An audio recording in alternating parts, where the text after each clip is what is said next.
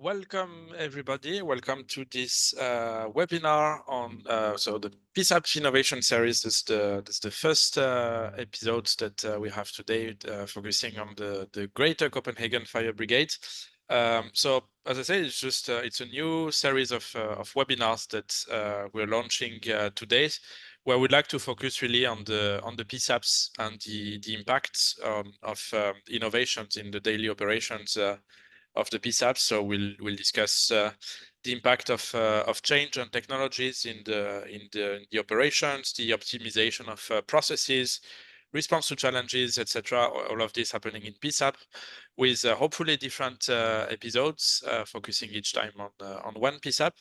And I'm very happy to start this series with a PSAP I got the chance to visit last summer in Copenhagen with the Greater Copenhagen Fire Brigade. So it's a bit bigger than just Copenhagen. Our speaker will tell us about it. Just a few words before we start this webinar, and I give the floor to Miguel. We'll have the possibility. You will have the possibility to ask questions to Miguel. For that, you should have a box below the screen. Should be called something like Q&A.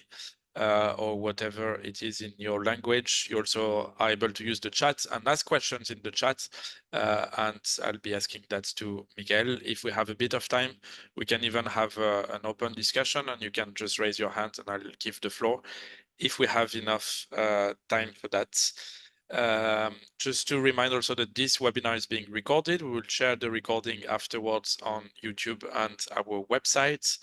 I will give the floor to yeah, okay, so I will actually not give the floor to my colleague. I will directly say it. As you can see in your on the screen now, you can use real-time translation with the subtitles. So you should have a button here that is show or hide captions or the translation in your language. And you can translate that to many different languages. So if you're struggling a bit with English, it can help to see some subtitles in your language. This is said. I think we have everything, so we're ready to start now with Miguel. I hope I pronounce your name okay, Miguel Luger. You work at the Greater Copenhagen Fire Department. You're area manager IT. You joined that organization in 2019, and you have a background in computer science from the University of Copenhagen. And so I will give you the floor to go through the presentation. Thank you, Benoit. Let me just see if I can get this running.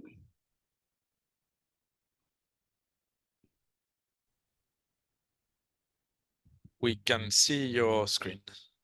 And hopefully it's in presentation mode. It is in presentation mode. It's all perfect. Perfect.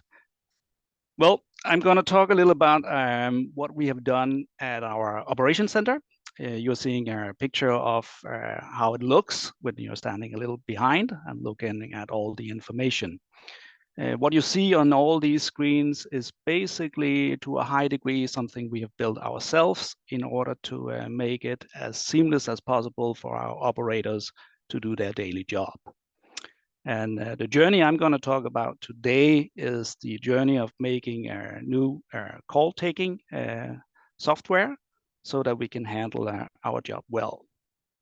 This one, Benoit, so fine covered, so we'll just keep on.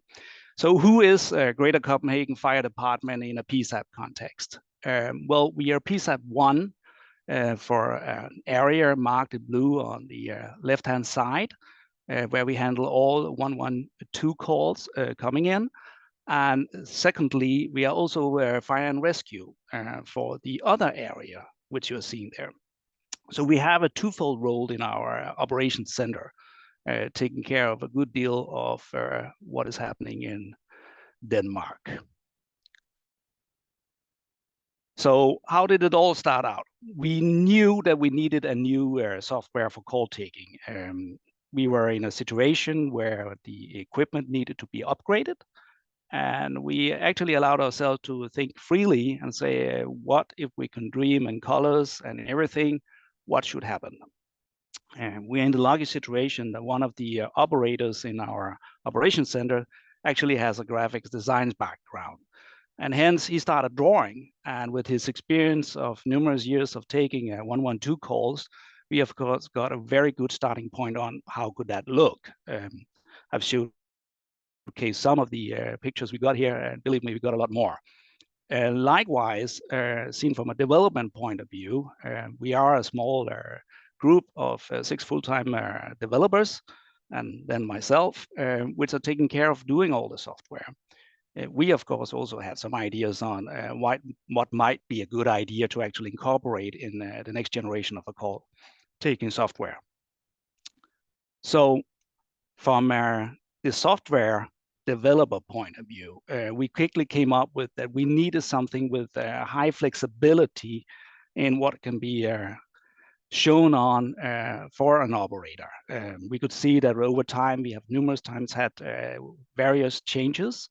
For instance, the screen real estate has developed enormously over the last couple of years, giving us a flexibility to have a lot of information readily available, but also in a way that each of the operators can seamlessly actually select what they want to see and how they want to see it. So a widget concept that we can have multiple views on it was kind of like one of the first things we said we needed something like that at least.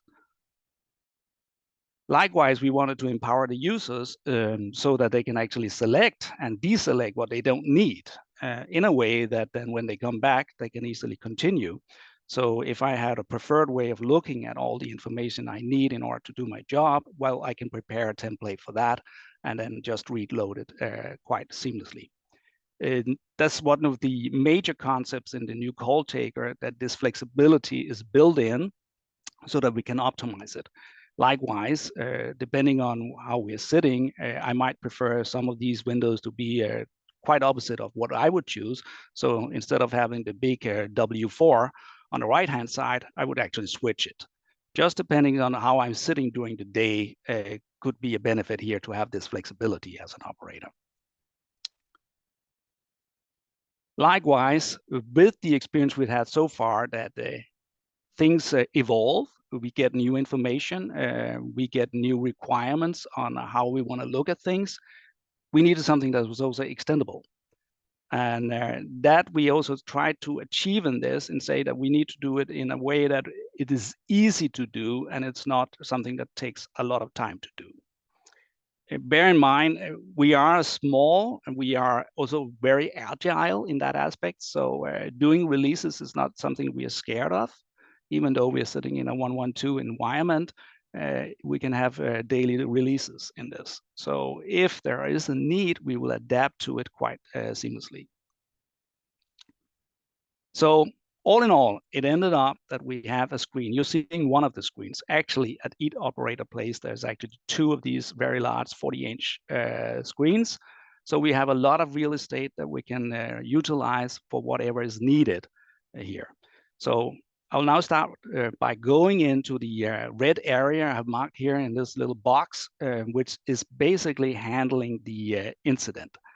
And that's what we're going to focus on here, because as a 112, our primary role in Denmark, at least, is just finding out where people are and what is the explicit need they have. So those are the 2 primary goals we have and we need to facilitate that this is done as quickly as possible before handing over the incident to the PSAP2s. So when I'm looking at this and I'm not doing anything, I have a simple queue here, which will list me all the incoming 112 calls. And that's with whatever information we really can find on that person who's calling. That can be their home address, whether it's a cellular phone or not. So we get that information, and whenever we want to answer something, well, we have the flexibility here. We can do it in several ways. We can actually click on manual and say, manual, aren't you going to answer a telephone line here? Well, we actually sometimes also get the need to create something manually. either because the information comes from a different source than just a telephone line. So we have that. Likewise, we can quickly answer the call by just pressing Control F12 in this case, which will just take the next call in the line. And this is a difference here because most people will be used to actually having that the system is delegating who is the next to receive a call. We have the totally opposite. It is the operator who chooses when he's ready to take the next call, and he just answers what's readily available. Of course, this ends up in that if we are having several operators on the shift, they actually sometimes end up in a race condition, who's winning. And that is pretty close, I can tell you. It's within 20 milliseconds sometimes that we are seeing that people are trying to answer it. Of course, only one of them gets the call, but that's how we see it. Once we have answered a call, whatever information we have will be shown to the operator. Of course, if we have the subscriber information on the person who's calling, that's being shown. We still show the information on what is the number being called from. All that is kept up here in the left upper corner. Likewise, we have information on whether the call has or the telephone number has actually been dialing us within a recent time. That is shown up here, and that is primarily to help the operator to understand that this might be a citizen who's actually calling again. And that means that we have a need for actually perhaps handing over this call pretty quickly to the PSAP2 handling this. Besides that, we have our address bar, which I'll come shortly back to.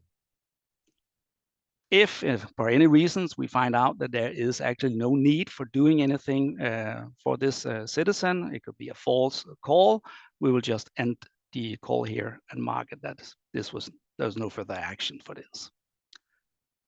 The quick bar here for actually just selecting something else, that means that we would send the call to another instance, gives us the ability to quickly select what is needed. So I have here a list of, and with my, I'm sorry, very rude translation into English from Danish, so you have a fair chance of understanding what kind are the normal actions we are having here. So the operator just selects whatever is happening. Likewise, there is the ability for the operator to request that if this is citizens who is actually just calling and calling and calling again and have nothing important to say, we can ban them for a period.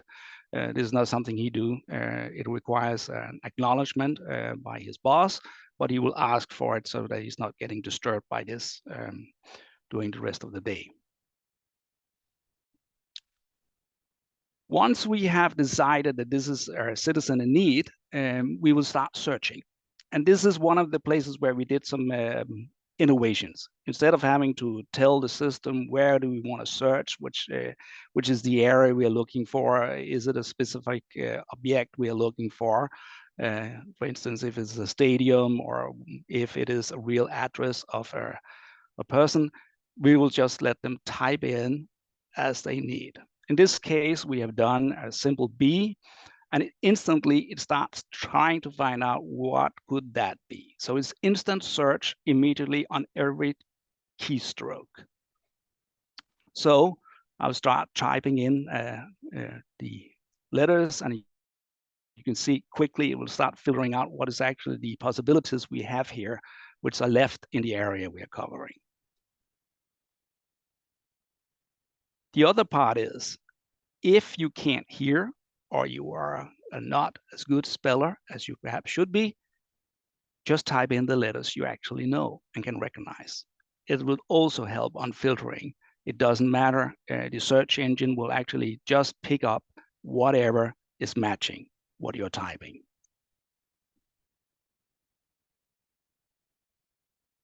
Besides that, if we have further knowledge, for instance, we know that they are in a crossing of streets, we can indicate that using special characters, in this case, a /, or if we know they are on the highway, we allow that to be marked as well. That is in Danish MTV. And if you know that there is a specific kilometer sign close to them, you can also use that to actually fill out what you're looking for.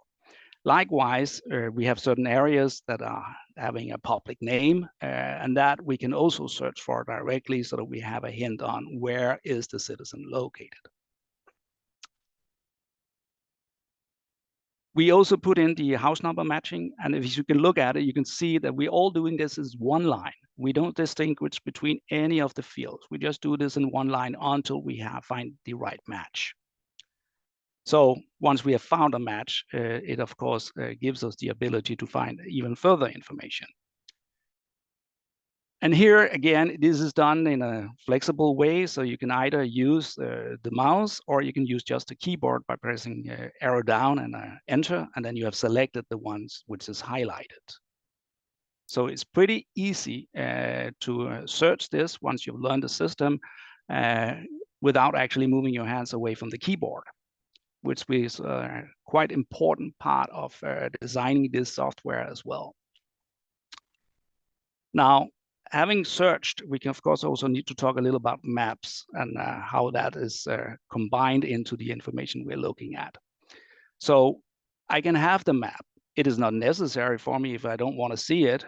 However, we do see that everybody's having it right beside them.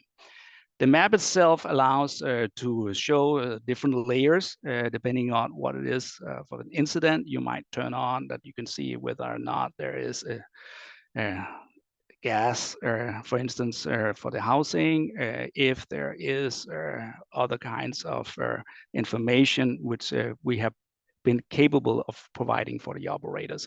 They just select what they need in order to see that.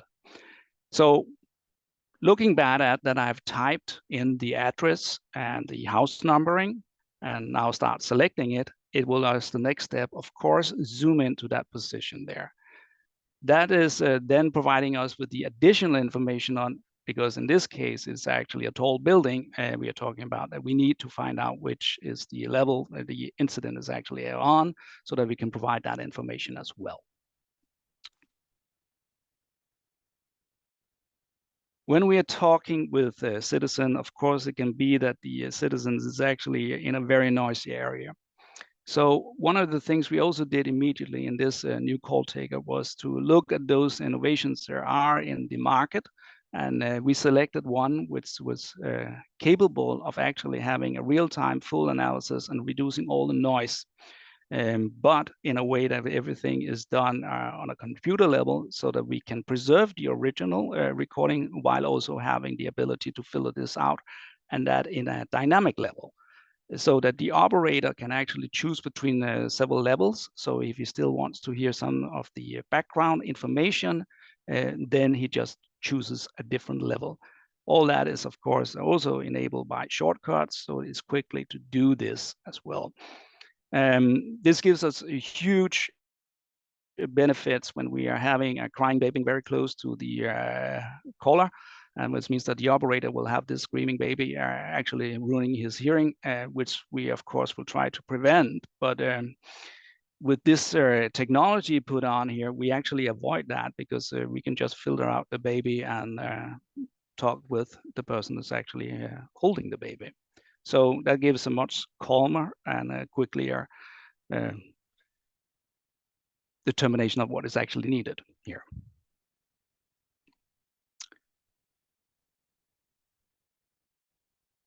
Once we have this information on where is the incident actually located, we can also see all the extra information on what is the police district, what is the municipality and postal code of this area, in case we need to provide that information as well. And then we come to the other point. If we are having doubts about what is going on, we can now quickly enable video streaming. We are utilizing third-party technology from Blixund for this, where we have just basically hijacked their website for this and integrated, but in a way where we forward the information we have about this incident immediately into it. So it's quickly to create the links and get the citizen to use their telephone for providing us a video of what is going on. This is, of course, a dirty way of doing it instead of doing a clean integration. However, it is extremely cost efficient in the matter of that this could be done in a day versus doing a full integration will probably have taken quite a long time longer. It also shows that we, with this platform, are saying that, okay, if it's web enabled, we might be able to do integrations a lot faster than we used to in all the other years we have provided a call taker solution for our operations center. On this incident form here now, we also have all the primary PSAP2 for this area so that we can select them. However, we will select an incident code, and the incident code itself will actually say what kind of normal PSAPs should be involved in this incident. So when I'm selecting an incident code, I select the sector, which is of interest, what is the category, and then select whatever the incident code that is for that point. All of that is also keyboard enabled, so it's quickly to select and navigate in. And once I have selected it, it chooses the primary PSAP2 for this case. In this case, is actually the fire service, which is needed for this. However, we also integrated what we call action cards into this.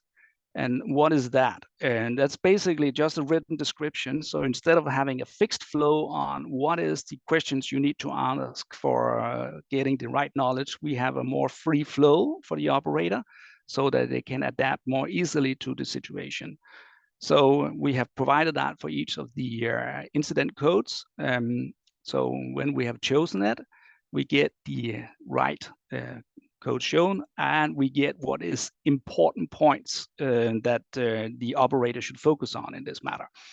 And in this case, it actually highlights a few things that we should consider. For instance, when it is a fire in a tall building, remember to examine if there are any other people who needs help. So based on that, we actually determined that we needed to have the ambulance service as well.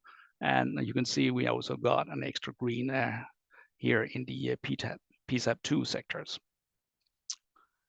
So the flexibility here is, of course, when we are choosing something, it would automatically help the operator to do the right choice.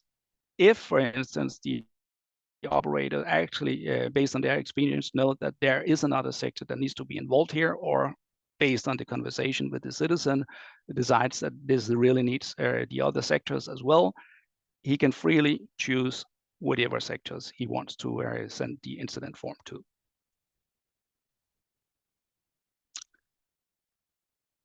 Now, based on all this flexibility, it also came up that we needed some common ground here. Otherwise, it would probably be too flexible. So we decided in favor of actually doing what we would call a common controls bar. That one, we will not allow the operators to play with. So it will have a fixed set of all the actions that we need on a regular basis. So even though that if you have hidden all your windows and only have the incident form, you can very, very, very quickly find the right combination, or just press the associated button in order to get the window you're looking for.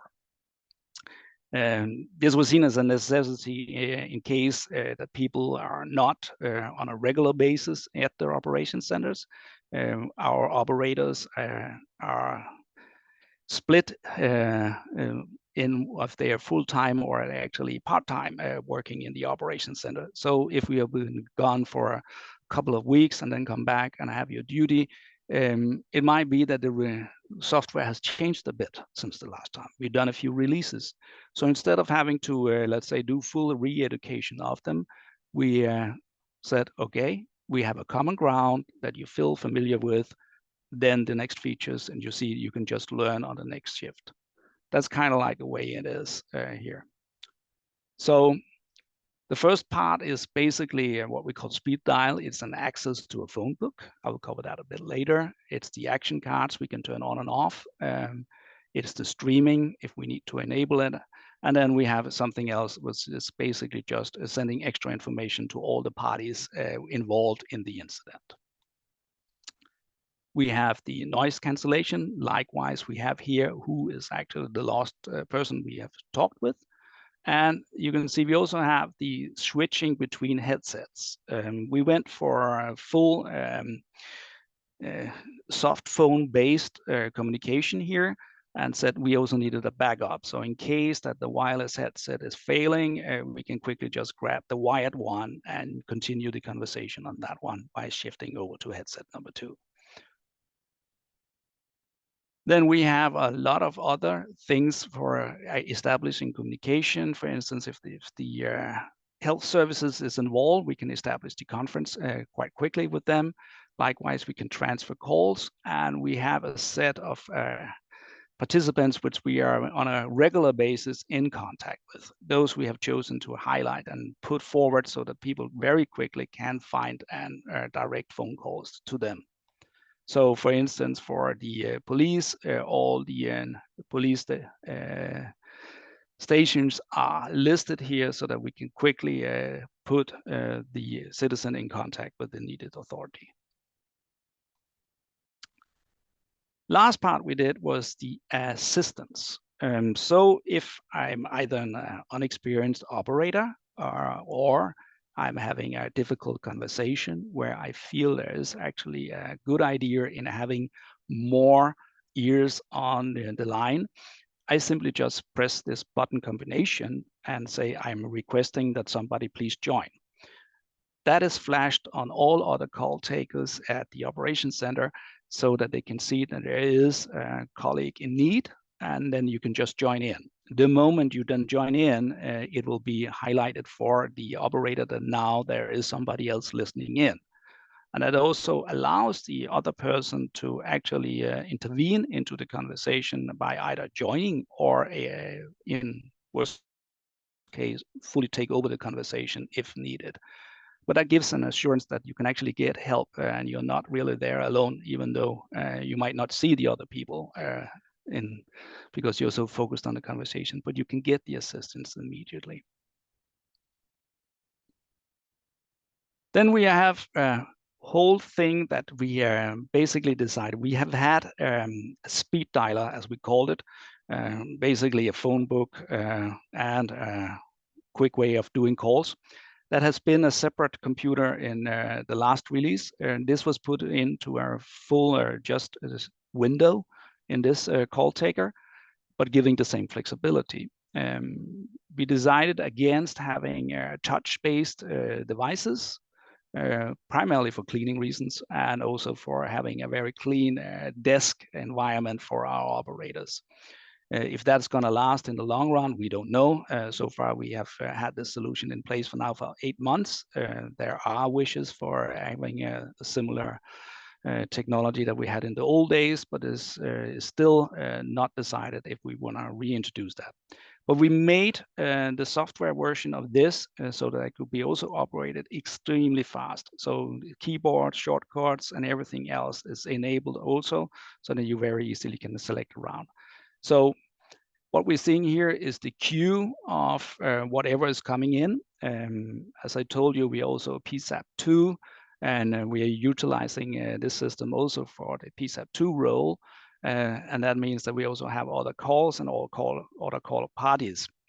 What you're having here is the full list of all those groups that the calls are grouped into when they're coming in. This also gives me the ability to say that if I don't want to listen to all the others, it might be I have been dedicated to look at alarm companies calling in. Well, I can deselect the queues and don't get notification when there's somebody on that queue line.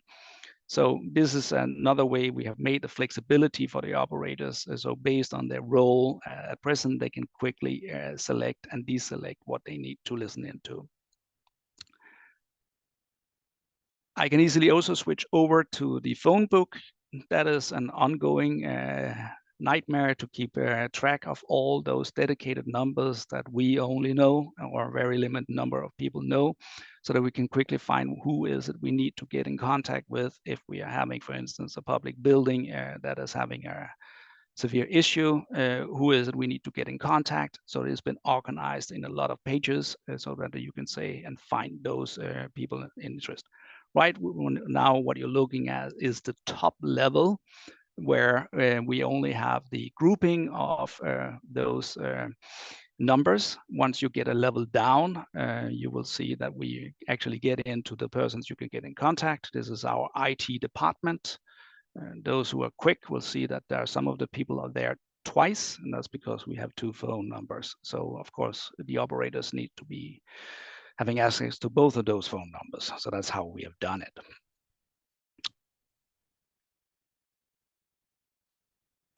So basically, what we are doing is we are building a solution that is geared towards making the operators as fast as possible in doing their job.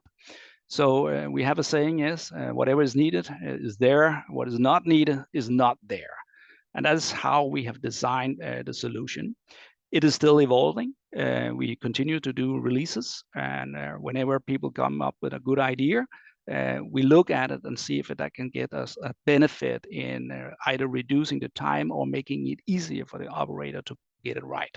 So those things are constantly evaluated and then further developed.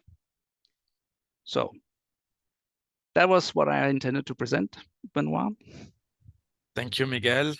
Mangotak. Yeah, so you may see me now. So thanks a lot, and I really liked your presentation and all the good things you're doing. I liked your philosophy, what you said in the last slide. What should be there is there. What shouldn't be there is not there. Now it's let's hear some reactions or some questions from you. I don't see anything now in the questions box, but feel free to write something if you have any question, either in the chat or in the Q&A box. You can also, I think, raise your hand and I can give you the floor if you want to share your reaction. I'll be checking together with my colleague Amy, who's the one behind the name EENA host one. Yeah, so just a few things to kind of sum up as well while people write questions. So well, I liked that, like, so you developed everything in-house. The whole software is developed in-house by the CAD system, which I think is quite good. Sorry, the CAD system was done by yourself, so that's quite good. And actually, what we couldn't see in the presentation and what I saw when visiting the PSAP in Copenhagen also is that the ergonomics inside in the room is also very well designed and thought of, like the level of light and the temperature and so on. So that's good for the call takers. And also you mentioned that you're using very cool tools as well. So like that noise reduction AI, it's quite interesting. And also the video call, like the possibility to do calls by video is also quite good. So we have a few questions while I was speaking. So first one, it's in the chat. We have Erivelton Guedes, who asked you, is it possible to share some knowledge or software with another country? So is it easy for you to share knowledge to help other countries or the PSAPs about it? Of course. We are a publicly owned company, and that means that we cannot sell anything, but we will, of course, share our knowledge on how we have done it. And that is not a secret in that matter. So, of course.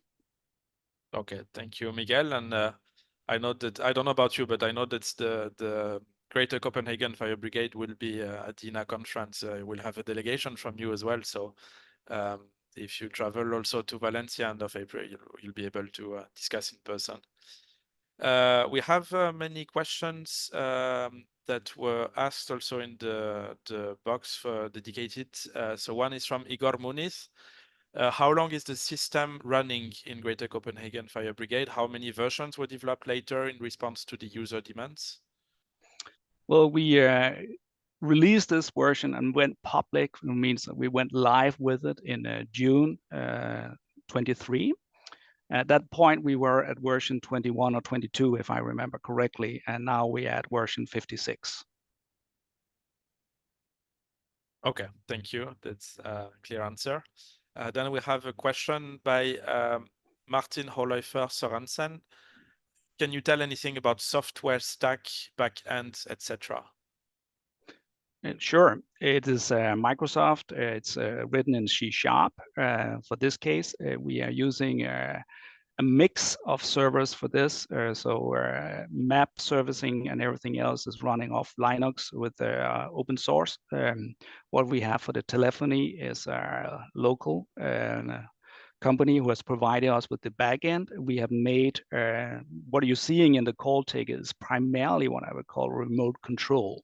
What we're doing there. So we of course have support on servers for actually understanding those commands and communicating with the telephony system and all the other integrations we're having for sending out the forms. So it is quite a huge drawing if you start looking at what it can integrate with, which I'm willing to share with those people. Just send me a note and we can take a talk on that. No problem. Super. Yeah, your presentation was very popular because there's really many questions by people from very different places. So that's great. We have somebody calling us from Salta in Argentina, from the 911 for the province of Salta. So I'm going to read. Great tool, congratulations.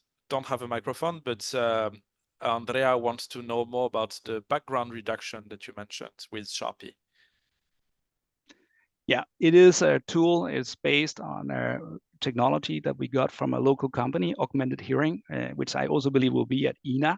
Otherwise, they are having a website where they are telling what they're doing on this. And it is basically just a software DLL we have integrated into the sound stream that we can turn and manipulate on. That's what we're doing. So it is based on the first version we had. I think it is close to 2 years of speaking, which has been, of course, classified as either noise or non-noise. And that is what has been trained for this machine learning network that's being utilized. Okay, thank you. And we actually, as I said, we come from different parts of the world. We were actually about 50 people during that webinar from, tried to count, but about 15 to 20 countries. And we just had the precision that I mentioned a question by Harry Velton Guedes a bit earlier. He's from a national software provider for Brazil. So thank you for the precision, Harry Velton. Let's continue with Gregor Gysi from the Protection and Rescue PSAP of the Canton of Zurich in Switzerland. So thanks for the presentation, a good inspiration. Are there any plans to integrate AML and eCall 112 as well? I think that's the case already, right? It is the case already. It's been running for several years now. And if that information is readily available, it is of course highlighted to the operator so that he can see that on the map and utilize that immediately. So that is already there. Thank you. And actually, Gregor will be your successor in the PSAP Innovation Series webinar, and we'll have a presentation by the Protection and Rescue Zurich on the 9th of April about the impact of the implementation of such technologies, AML, eCall, and NG112 in the PSAPs. So that will be for the next episodes.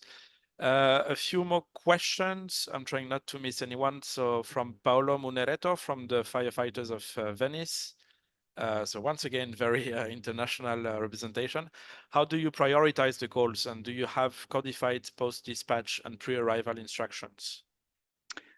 We don't prioritize the call. It is 100% up to the operators to ensure that the queue is kept down. We cannot see when we are looking at what we get in AML positions or any other information that how we should be able to prioritize one call from another. It's still an ongoing discussion if we have enough in knowledge based on the data we're getting to actually make that. So far, we are just taking them in a basic first in, first out principle. Okay, thank you. That's clear. Next question by Anders Fransen. Thank you for the presentations. It looks good. How often are you able to deploy new releases of the application?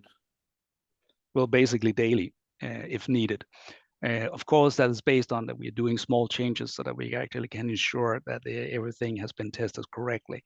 But daily is a possibility. Okay, and that actually brings me to another question actually that was anonymous. Why did you choose to develop in-house rather than deploying commercial products that are already available? Well, it's twofold. Greater Copenhagen Fire Department has a very long tradition on if there are two choices, either buying it or making it yourself, we are making it ourselves. That's a tradition. The other part is that we can see in what we had available as good commercial choices that we will still get too many things that we could not utilize. So instead of having a third party trying to do the customization for us, we felt we were more in control by handling it ourselves. So that's the reason. Yeah. Okay. And we have two more questions. I think I see. Menobone, how long did this transition take, and in what way was the Danish government involved? Well, the Danish government was not involved in this, and it has been a journey over close to 2 years in getting everything done. My team, which is 6 people, are not handling only software development. We also take care of all the maintenance of all the other running systems. So if you look at it from that point, even though we have a project running, it's not 5 work days per week we're getting for the project. It's more like 1.5 on average. So you have to take that into account when you're saying how much time did we spend on this. Yes, of course. Yeah, and actually you also answered a next question actually in your response. That was how many people do you have in your team? You just said 6 people, right? We have 6 persons, and I have utilized 1 or 2 consultants on and off in the period, depending on what kind of knowledge we needed in order to do the next step. Yeah. And yet there was one more question that was also answered already, was by Jeffrey Bone. What was the main reason for building a system yourself rather than looking at the available commercial solutions? I think you answered already. So I see one more question by Ali El Falaki. Thank you for your presentation. Can you talk to us? Can you talk us through the processes involved when developing and implementing a new release? Basically, when there is a need coming in from the operations, and that's the primary source for any new features that needs, it is going through one of the managers in the operation centers for qualification that this is actually a good idea. We have several operators in many shifts, so we need to ensure that this is actually something that's good for everybody. So it goes into that, and then we look at the prioritization. That means most likely myself, and then the person from the operations center. And if we believe it's a good idea, we allocate the resources and find out when we can do it. It's all a matter of what gets priority today. Will it jeopardize some of the other things we have already committed to? So that's the flexibility we have. We allow ourselves to say that if things have high enough priority, we will just shift the priority immediately. Yeah. Thank you. One more question, always coming. That one is from Sam Bennett, calling us from the UK. What capabilities or ways of utilizing AI would you like to develop that don't exist yet? Oh, I have several in that matter. Of course, our first requirement is everything has to be running in-house. That's just a basic requirement. We don't want to rely on anything in the cloud. We're pretty conservative in that matter. But then again, full analysis is what's going on. I look forward to get something that can do something with video, especially sign languages on videos, and that get that communication up and running in both directions, so that I have a way of communicating with citizens also when they are not fully functional in verbal language.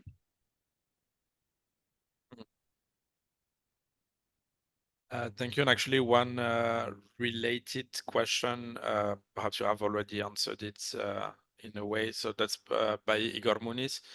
Do you have an AI implementations in the system? Is there any on your backlog? I don't know if there's anything you want to add to what you have said. Not really. When we're talking about AI, it is so fast evolving a field that we really like to find partners where we can get the control we want. Take into consideration that we have the development capabilities. So talking with APIs and integrating those, yes, that's not a problem. But having the time to do a full-blown research in setting up a new feature based on, for instance, AI, I don't think that's what we should pursue. We should actually more listen to people who can provide us that and give us the tools so that we can integrate it. So that's what we're looking at. We are looking very much on that they understand our need for having it on-prem and having the flexibility to manipulate their stuff. Yeah, absolutely. My colleague Amy has one question. I'm gonna let us say that question orally. Yes, please. I'd just like to ask how you found the use of C# as a software language, and if you found that it's easy to merge with the external information you receive, such as AML and eCall, and how that's been for you. Thank you.